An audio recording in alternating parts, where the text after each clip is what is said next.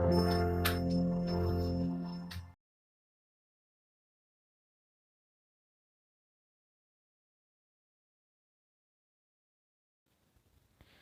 Friends, welcome back to my YouTube channel study art hub. So friends, आज discuss करने वाली हूँ अभिव्यंजनावाद के बारे में। अभिव्यंजनावाद को इंग्लिश में बोलते हैं एक्सप्रेशनिज्म।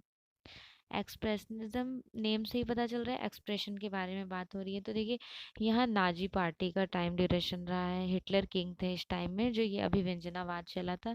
इसके फाउंडर हैं एडवर्ड मुंक। मुंक की महत्वपूर्ण पेंटिंग है चीक। चीक या क्राई, चीक क्राई इंग्लिश में बोलते हैं।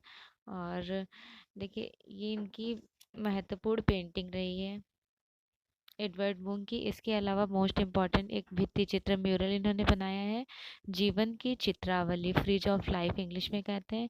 और नेक्स्ट मोस्ट इम्पॉर्टेंट है self portrait with skeleton arm, भूत नाटक के पर्दों का चित्रण किया। देखिए, अभिव्यंजनावाद का टाइम ड्यूरेशन रहा है 1904 से लेकर के 1914 तक चला। अभिव्यंजनावाद को दो भागों में बांटा गया। इसके टू डिवाइडेशन थे। कितने डिवाइडेशन थे? टू। कौन कौन से डिवाइडेशन रहे उसके बारे में देख लेते हैं। देखिए, दी ब्रूके और दूसरा है blue rider group. Die Brucke और blue rider group. Die Die Brucke का टाइम ड्यूरेशन है 1904 टू 13। अब ब्लू राइडर ग्रुप का टाइम है 1911 या 12, 1911 12 से लेकर के 1914, 2 साल तक चला। ड्राई ब्रुकले के जन्मदाता हैं Ludwig Kirchner. Ludwig Kirchner. Blue rider group के जन्मदाता हैं founder Wassily Kandinsky. Die Brucke जो बेसिकली चला है वो डेस्टन जर्मन में चला है। कहाँ पर ये चला है? डेस्टन जर्मन में। ये आर्ट मूवमेंट जर्मन में ही चला है। अभिव्यंजनावाद फेमस रहा है जर्मन में। और डी ब्रूके डेस्टन जर्मन में, blue rider group Munich German में। देखिए, बेसिकली पेंटिंग्स कैसी बनाई गई है ब्लू राइडर ग्रुप और ड्राई ब्रुकले में जो पेंटिंग्स बनी है ज़्यादा फोकस किया गया है would cut, लिनो cut, print making पर। एक दुकान था मोची द्वारा खाली की गई थी, उसमें ही आर्टिस्ट ने अपने एग्जीबिशंस करना, अपना एक स्टूडियो क्रिएट किया उन्होंने। ठीक है, बेसिकली स्टूडियो कह सकते हैं। और यहाँ के महत्वपूर्ण सबसे अच्छे आर्टिस्ट लुडविंग कृष्णर को माना गया था, वो जन्मदाता रहे थे। और उसके बाद महत्वपूर्ण कलाकार हैं यहाँ के, मोस्ट इम्पॉर्टेंट है, नोट डाउन भी कीजिएगा। आर्टिस्ट से पूछ लेते हैं ये कौन से ग्रुप के आर्टिस्ट हैं। कृष्णर, हैकेल, ऑटो मुएलर, मार्क Pechstein, Emil Nolde, van Dongen, Cuno, Amiet and Rottluff. अब नेक्स्ट इम्पॉर्टेंट टास्क है ब्लू राइडर ग्रुप के बारे में। ब्लू राइडर ग्रुप कब स्टार्ट हुआ, कहाँ स्टार्ट हुआ, इसके बारे में क्लियर हो गया। अब ब्लू राइडर ग्रुप का नेम क्यों पड़ा? क्योंकि इन्होंने, क्या नाम है इनका, वेस्ली कंडेंस्की ने एक पेंटिंग बनाई थी नीला घुड़सवार। नीला घुड़सवार के नेम से ही ये art movement Blue rider group के नेम से इन्वेंशन हुआ। वेस्ली कंडेंस्की ने पेंटिंग बनाई 1903 में। 1903 की इनकी महत्वपूर्ण पेंटिंग है नीला घुड़सवार, इंग्लिश में ब्लू राइडर कहते हैं। देखिएगा, एब्स्ट्रैक्ट में है, अच्छी पेंटिंग्स है। कलर स्कीम बिल्कुल फ्लोर बहुत अच्छे से अप्लाई किया गया है। आई थिंक यहाँ तक तो क्लियर हो गया होगा आप लोग को। अब क्वेश्चंस के साथ एक्सप्लेन करूंगी। अभिव्यक्तिवाद कला आंदोलन कब हुआ? अभिव्यक्तिवाद कला आंदोलन कब हुआ? 1900 की शुरुआत में, 1904 से लेकर के 1914 तक चला है, जिसके टू डिवाइडेशन थे, डी ब्रूके और ब्लू राइडर ग्रुप। अभिव्यंजनावादी चित्रकला का प्रारंभ हुआ। अभिव्यंजनावाद को इंग्लिश में बोलते हैं एक्सप्रेशनिज्म, स्टार्ट हुआ था जर्मन में।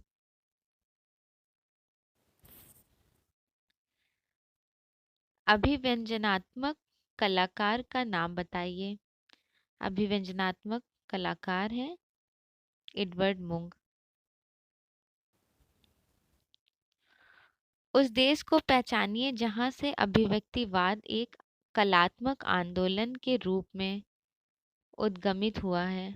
उद्गमित हुआ था जर्मन। अभिव्यंजनावाद का प्रारंभ किस देश हुआ था, किस देश से हुआ है स्टार्टिंग? जर्मन में। अभिव्यंजनावाद किस देश के कलाकारों द्वारा शुरू किया गया था? अभिव्यंजनावाद जर्मन के कलाकारों द्वारा शुरू किया गया था। अभिव्यंजनावादी कला का विकास हुआ था। अभिव्यंजनावादी कला का विकास हुआ है जर्मन से। सबसे प्रसिद्ध जर्मन अभिव्यक्तिवादी ये हैं, जर्मन अभिव्यक्तिवादी कलाकार हैं मैक्स बैकमैन, ऑटो डिस्क, लियोनेल फिनिंजर और जॉर्ज ग्रॉस।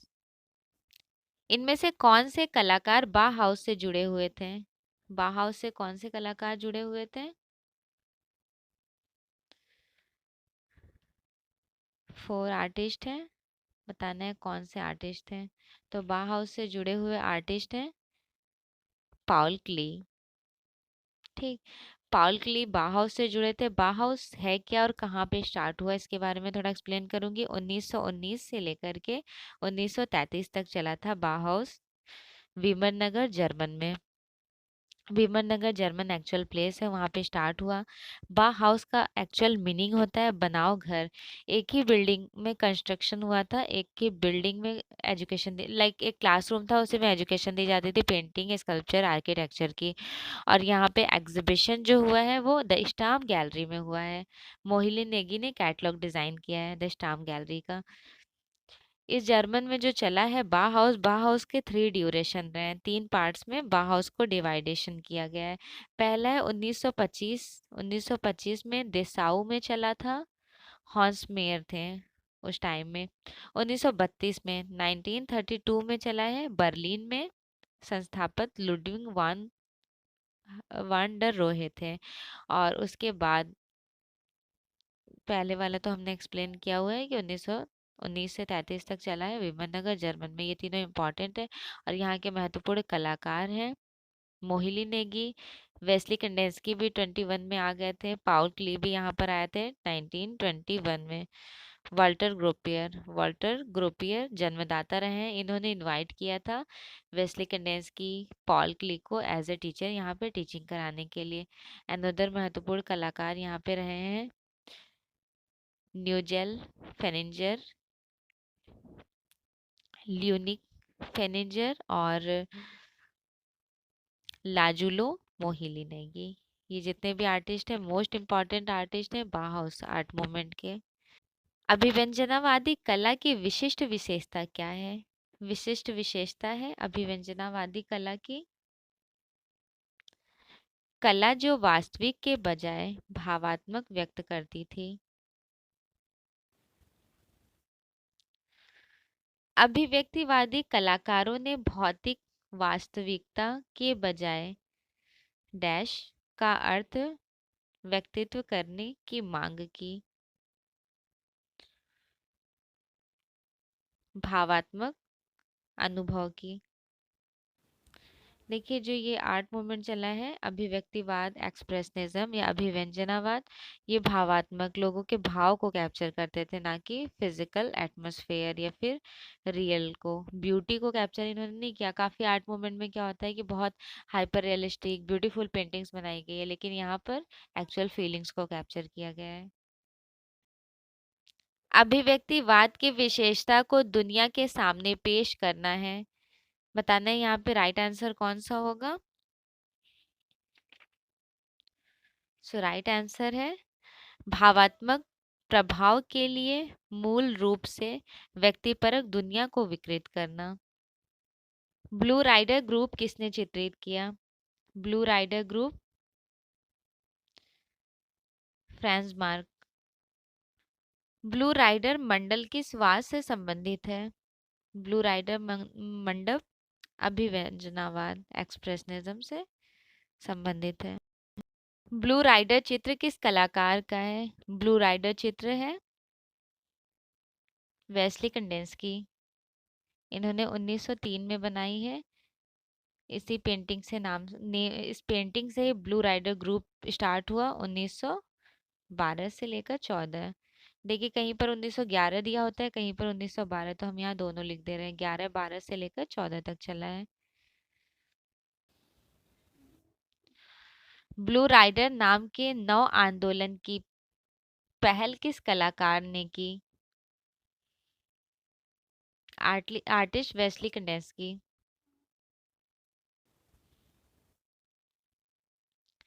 ब्लू राइडर समूह के किस अग्रणी सदस्य ने lady in the blue jacket paintings बनाई थी? Lady in the blue jacket August Macke ने बनाई है। August Macke blue rider group से बिलोंग करते हैं। ब्लू राइडर ग्रुप के मेंबर रहे हैं। म्यूनिक जर्मन में स्टार्ट हुआ था ब्लू राइडर ग्रुप। 1912 से 14 टाइम ड्यूरेशन रहा है। इन्होंने 1913 ईस्वी में 1930 में ऑयल ऑन कैनवस पर lady in the green jacket August मैके ने पेंटिंग बनाई है। इस पेंटिंग में दृश्य पनोरमा नदी के किनारे खिली धूप में पेड़ की छाया को नीचे दिखाया गया है। फ्रेंच मार्क कौन सा वाद से जुड़ा था? फ्रेंच मार्क अभिव्यंजनावाद से जुड़े थे। अभिव्यंजनावाद का टू डायरेक्शंस है, तो अभिव्यंजनावाद के ब्लू राइडर ग्रुप के मेंबर रहे हैं। किस कलाकार ने द लॉज रेड हॉर्सेस को चित्रित किया था और ब्लू राइडर समूह के संस्थापक सदस्य थे? देखिए फ्रेंच मार्क और वेस्ली कैंडेस्की में क्या डिफरेंस रहा है। फ्रेंच मार्क को लगाव घोड़े से ज्यादा था, उन्होंने घोड़ों की पेंटिंग ज्यादा बनाई है, जबकि वेस्ली कैंडेस्की ने घुड़सवारों की पेंटिंग ज्यादा बनाई है। दोनों में इतना ही डिफरेंस है। फ्रेंच मार्क के बारे में थोड़ा एक्सप्लेन करना चाहूंगी। फ्रेंच मार्क का जन्म हुआ था 1880 में। 1916 में इनकी मृत्यु हुई थी वर्ल्ड वॉर की वजह से। और फ्रेंच मार्क ने ज़्यादा घोड़े की पेंटिंग्स बनाई है। इनकी सबसे महत्वपूर्ण पेंटिंग रही है ज़्यादा जो घोड़े में बनाए, लाल घोड़ा द रेड हॉर्स, नीला घोड़ा द ब्लू हॉर्सेस, और द लार्ज रेड हॉर्सेस, ये महत्वपूर्ण है ये वाली पेंटिंग। उसके बाद अनोदर है टावर ऑफ ब्लू हॉर्स। ज़्यादा से ज़्यादा इन्होंने हॉर्स की पेंटिंग्स बनाई है। द ब्लू राइडर समूह के संस्थापक सदस्य में से एक का नाम दें। द ब्लू राइडर समूह के संस्थापक सदस्य फ्रेंच मार्क। एमिल नोल्डे किस आधुनिक कला आंदोलन से संबंधित हैं? एमिल नोल्डे जर्मन अभिव्यंजनावादी, जर्मन एक्सप्रेशनिज्म से बिलोंग करते हैं। एमिल नोल्डे एक जर्मन चित्रकार थे।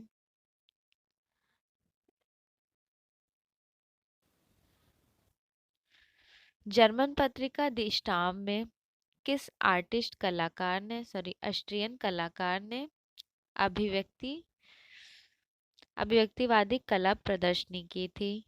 ऑस्कर कोकास्का ने।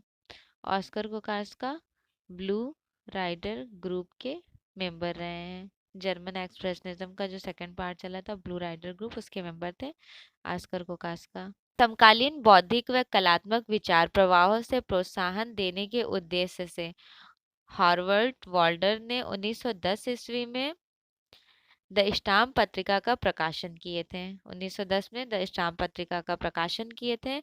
और ये जो है हार्वर्ड वॉल्डर, इनकी मुलाकात ऑस्कर कोकास्का से वियना में हुई थी। वे उनको बर्लिन ले गए। कोकास्का स्टाम्प पत्रिका के लिए प्रति सप्ताह एक व्यक्ति चित्र बनाते थे। हर हफ्ते एक पेंटिंग्स बनाते थे व्यक्ति चित्र। व्यक्ति चित्र अभिव्यक्तिवादी शैली को उत्कर्ष उदाहरण रहे हैं। प्रथम विश्व युद्ध जो फर्स्ट वर्ल्ड वॉर हुआ था, उसकी वजह से स्टाम्प पत्रिका का भी एंड हो गया था और फिर ये ग्रुप भी फिनिश्ड हो गया। जर्मन अभिव्यक्ति स्कूल की जड़ें और की कृतियों से रखी गई, जिन्होंने 1885 से 1900 की अवधि में एक बेहद व्यक्तिगत चित्रकला शैली विकसित की। आर्टिस्ट विंसेंट वैन गॉग और Edvard Munch. Vincent van Gogh belong करते हैं पोस्ट इम्प्रेशनिज्म आर्ट मूवमेंट से। इनसे ही अभिव्यक्तिवाद एक्सप्रेशनिज्म को ज़्यादा बढ़ावा मिला था। द स्क्रीम पेंटिंग किसकी है? द स्क्रीम को हिंदी में चीख बोलते हैं, और क्राई इस नेम से पेंटिंग्स आती है। ये फेमस पेंटिंग रही है एक्सप्रेशनिज्म आर्ट मूवमेंट के फाउंडर, जन्मदाता एडवर्ड मुंक की। एडवर्ड मुंक ने 1893 से लेकर के 1910 के बीच में ये पेंटिंग पेस्टल कलर में बनाए थे, और इन्होंने वुड कट में भी बनाया है। द स्क्रीम नामक सबसे प्रसिद्ध अभिव्यक्तिवादी चित्र को द्वारा चित्रित किया गया, एडवर्ड मुंक के द्वारा। एडवर्ड मुंक ने 4 संस्करणों में किस प्रसिद्ध चित्रकला को चित्रित किया? The scream. द स्क्रीम शीर्षक वाली प्रसिद्ध अभिव्यक्तिवादी चित्रकला में से एक को द्वारा चित्रित किया गया। किसके द्वारा? एडवर्ड मुंक के द्वारा। निम्नलिखित में से कौन सा चित्र एडवर्ड मुंक द्वारा निर्मित नहीं है? एडवर्ड मुंक की कौन सी पेंटिंग्स नहीं है? 3 मई, the 3rd May, the 2nd मई किसकी पेंटिंग है? गोया की है। गोया की। गोया स्पेन से बिलोंग करते हैं, और ये किस आर्ट मूवमेंट से बिलोंग करते हैं? तो ये हैं रोमांटिसिज्म आर्ट मूवमेंट के मेंबर। जैक्सन पोलाक किस देश के रहने वाले थे? जैक्सन पोलाक बिलोंग करते हैं अमेरिका से। एब्स्ट्रैक्ट एक्सप्रेशनिज्म आर्ट मूवमेंट चला था एब्स्ट्रैक्ट एक्सप्रेशनिज्म अमेरिका में, उसके फाउंडर कहे जाते हैं जैक्सन पोलाक। इनका जन्म हुआ था 1912 ईस्वी में, और ये ड्रिप आर्ट के लिए फेमस रहे हैं। लाइक अपनी पेंटिंग्स में कलर्स को ओवरफ्लो करके, छिड़क के, बूंद बूंद टपका करके पेंटिंग के लिए जैक्सन पोलॉक फेमस थे। ड्रिप आर्ट के लिए देखिएगा, काफी अच्छी पेंटिंग है, कलरफुल ड्रिप आर्ट है। 1940 और 50 के दशक के अमेरिकी अमूर्त अभिव्यंजनावादी के सबसे महत्वपूर्ण कलाकार हैं। सबसे महत्वपूर्ण कलाकार जैक्सन पोलॉक हैं। देखिए, जो एब्स्ट्रैक्ट एक्सप्रेशनिज्म है ये 1940 से 50, ये 1940 से 60 तक चला, ड्यूरिंग 60 मान के चलिए टाइम ड्यूरेशन रहा है। 1919 में 1919 में सर्वप्रथम एब्स्ट्रैक्ट एक्सप्रेशनिज्म अमूर्त अभिव्यंजनावाद का प्रयोग द स्टाम्प पत्रिका में हुआ। किस पत्रिका में हुआ? द स्टाम्प पत्रिका में। द स्टाम्प पत्रिका में हुआ। फिर पुनः 1929 ईस्वी में अल्फ्रेड एस बर और वेस्ली कैंडेंस्की ने यहाँ की पेंटिंग्स बनाई थी, चित्र के लिए फेमस रहा है। 1946 ईस्वी में 1946 ईस्वी में रॉबर्ट कोट्स द्वारा अर्फिल जैक्सन पोलॉक एवं विलिंग डी पुलिंग की कला के लिए किया गया था।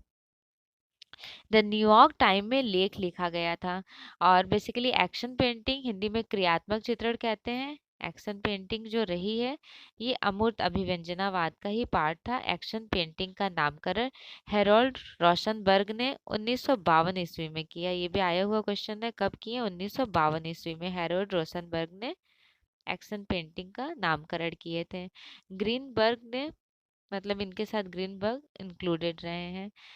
अमूर्त अभिव्यंजनावाद एब्स्ट्रैक्ट एक्सप्रेशनिज्म को 2 पार्ट्स में डिवाइड किया गया था। एक था एब्स्ट्रैक्ट एक्सप्रेशनिज्म, दूसरा था कलर फील्ड। ये दोनों किसका पार्ट रहा है? अमूर्त अभिव्यंजनावाद को 2 भागों में बांटा गया था। जिस तरह अभिव्यंजनावाद के 2 भाग थे, उसी तरह अमूर्त अभिव्यंजनावाद के भी 2 पार्ट थे एब्स्ट्रैक्ट एक्सप्रेशनिज्म के। देखिए, एक्शन पेंटिंग के बारे में पहले बताते हैं। एक्शन पेंटिंग बेसिकली कैसे बनाई गई है? वो ड्रिप आर्ट, कलर्स को स्प्रेड करके, समझ गए होंगे आप लोग, कलर्स को टपका कर, छिड़क कर, इस तरह की पेंटिंग एब्स्ट्रैक्ट एक्सप्रेशनिज्म में बनाई गई है। एब्स्ट्रैक्ट एक्सप्रेशनिज्म के फेमस आर्टिस्ट थे Jackson Pollock, D cooling, Gorky Stuart, David और हॉर्स्ट हॉफमैन। इसका नामकरण किए थे 1952 ईस्वी में हेरोल्ड रोशनबर्ग। इसमें करते क्या है? कलर को फेंक कर, ड्रिप से छिड़क कर पेंटिंग की जाती है। अब दूसरा आ गया कलर फील्ड। कलर फील्ड के महत्वपूर्ण कलाकार हैं आर्टिस्ट मार्क रोथको, बर्नेट न्यूमैन्स, क्लिफोर्ट और स्टील, क्लिफोर्ट स्टील। यहाँ पर करते क्या है, तो लाइक कैनवस होता था आर्टिस्ट का, कैनवस पर यहाँ पर भी कलर्स को ही ओवरफ्लो किया जाता था, बस कलर्स को गिरा करके आउटलाइनिंग कर दी जाती थी, बस इतना ही डिफरेंस है। एक्शन पेंटिंग में कैनवस लेते थे, कलर को बस ड्रिप छिड़क देते थे, और यहाँ पे कलर्स को गिराते थे, आउटलाइनिंग कर देते थे। दोनों में इतना ही डिफरेंस है। और दोनों के आर्टिस्ट भी ध्यान रखिएगा, पूछ लेता है कौन से आर्टिस्ट किस आर्ट मूवमेंट से बिलोंग करते हैं। उस चित्रकार का नाम बताइए जो एक्शन पेंटिंग से संबंधित थे। Jackson Pollock.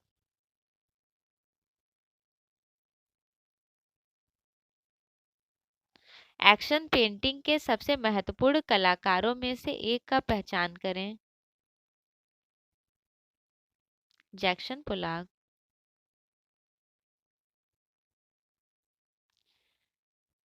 एक्शन पेंटिंग शीर्षक का प्रयोग पहली बार 1952 ईस्वी में, 1952 ईस्वी में अमेरिकी आलोचक द्वारा किया गया। उस आलोचक का नाम बताइए। उनका नाम था हैरोल्ड रोशनबर्ग।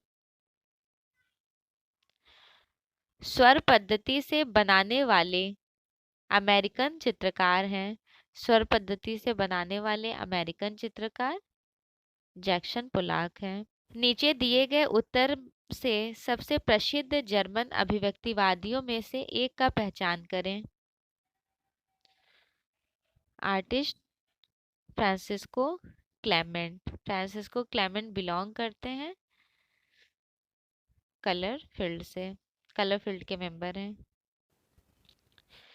इनमें से अभिव्यंजनावादी कलाकार नहीं है। कौन से आर्टिस्ट अभिव्यंजनावादी एक्सप्रेशनिज्म नहीं है, देख लेते हैं। कोकास्का भी रहे हैं, पाउल क्ली भी थे, कैंडेंस्की भी थे, ये दोनों तीनों ब्लू राइडर ग्रुप के आर्टिस्ट हैं। पियत मोंद्रियान नहीं है। पियत मोंद्रियान किस आर्ट मूवमेंट से बिलोंग करते हैं, तो ये करते हैं नियोप्लास्टिसिज्म। नियोप्लास्टिसिज्म को डे स्टाइल और नौ लचीलवाद के नेम से भी जाना जाता है, इंग्लिश में डे स्टाइल कहते हैं। 1910 से लेकर के 1917 तक चला है डे स्टाइल। डे स्टाइल या फिर नियोप्लास्टिसिज्म, नौ लचीलवाद। डच में, डच कह लें या हॉलैंड कह लें, अगर ऑप्शन में डच नहीं मिलेगा तो हॉलैंड करेक्ट होगा, इस जगह पर चला था। और बेसिकली यहाँ पे जो पेंटिंग्स बनाई गई है वो प्राइमरी कलर्स को कैप्चर किया गया है, रेड येलो ब्लू को।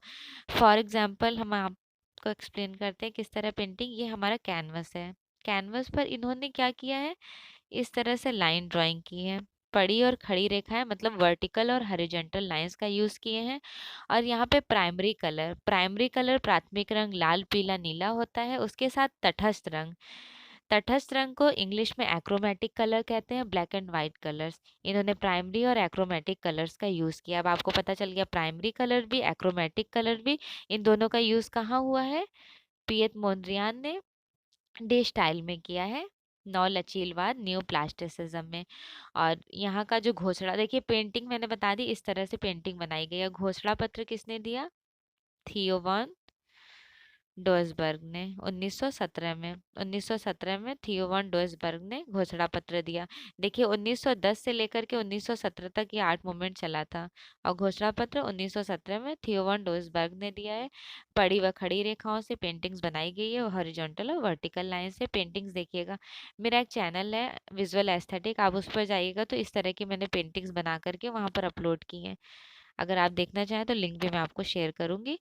हाँ, और देखिए डच स्टाइल में जो बनाया गया है पियत मोंद्रियान का पेंटिंग, महत्वपूर्ण पेंटिंग है, composite with red blue yellow black. Broadway में boogie boogie boogie boogie Victory boogie boogie, इन्होंने घन व ऋण चिन्हों को, लाइक घन प्लस होता है और माइनस, इस तरह के चिन्हों को कैप्चर करके पेंटिंग्स भी बनाए हैं। वेस्ली कैंडेंस्की और पियत मोंद्रियान को एब्स्ट्रैक्ट आर्ट का जन्मदाता फाउंडर माना जाता है। ये मोस्ट इंपॉर्टेंट लाइंस है, काफी एग्जाम्स में पूछ चुके हैं कि कौन से आर्टिस्ट हैं जो एब्स्ट्रैक्ट आर्ट के फाउंडर हैं, तो वेस्ली कैंडेंस्की हैं और पियत मोंद्रियान हैं। पियत मोंद्रियान की मोस्ट इंपॉर्टेंट बुक्स हैं, मोस्ट इंपॉर्टेंट एग्जाम्स में भी आ चुकी हैं। The new plastic art, plastic and pure plastic art. 1912 ईस्वी में 1912 ईस्वी में थियोसोफिकल सोसाइटी के सदस्य बने थे पियत मोंद्रियान। और शान मार्क के दार्शनिक विचारों से प्रभावित थे। कौन प्रभावित था? पियत मोंद्रियान थे। और यहाँ के ये महत्वपूर्ण कलाकार थे पियत मोंद्रियान। और दूसरे जो थियो वन डोइसबर्ग है, इनका जन्म हुआ था 1883 ईस्वी में इंग्लैंड में। इनकी मृत्यु 1931 में स्विट्जरलैंड में हुई है। इन्होंने ड्रेस स्टाइल का घोषणा पत्र लिखा था 1917 में, जो हमने एक्सप्लेन कर दिया पहले भी। और इनकी मोस्ट इंपॉर्टेंट पेंटिंग है rhythm of A Russian dance. तो देखिए आज आपका एब्स्ट्रैक्ट एक्सप्रेशनिज्म के साथ साथ डी स्टाइल भी कंप्लीट हो गया। हमने पूरा एक्सप्लेन कर दिया डी स्टाइल में जो भी क्वेश्चंस आएंगे यहाँ से बाहर कुछ नहीं आने वाले हैं।